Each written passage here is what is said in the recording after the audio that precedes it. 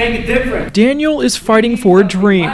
The 23-year-old, who asked us not to use his last name in this report, is part of a campaign to give undocumented students seeking higher education a legal shot. The son of a single mother who fled an abusive marriage in Mexico, Daniel knew that college was his ticket to a better life for him and his two sisters. I have to focus on school and I have to, do the best I can because, my mom didn't waste her time and efforts, in order for me to not do something with my life. But even though he has lived in the U.S. most of his life, he is not eligible for many scholarships, federal loans, or reduced in-state tuition, making his education dream and that of many other undocumented students simply too costly.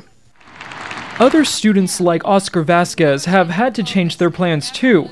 Vasquez was honored in front of the president at ASU's 2009 commencement ceremony, hailed as the best of the best. He will graduate with a Bachelor of Science degree in Mechanical Engineering. Congratulations, Oscar. But he was undocumented and deported soon after graduation, even though he lived in the U.S. since the age of 6. He left his family and his young daughter behind. Even though it's unlikely that Oscar will make it back to the U.S. anytime soon, the fight isn't over.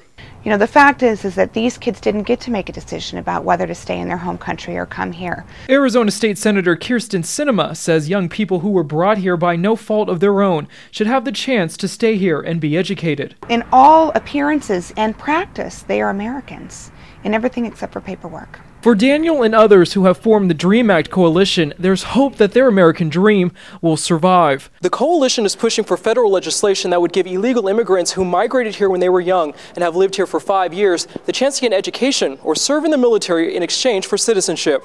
Even staunch anti-illegal immigration lawmakers say the DREAM Act could be the exception they make. The one thing I think most people on both sides of this issue agree on is that some accommodation must be made for DREAM Act kids. The DREAM Act bill has been floating through Congress since 2002, but many suspect the Obama administration will pick up immigration reform shortly, and the coalition is counting on it. Daniel says he'll continue his fight for a dream.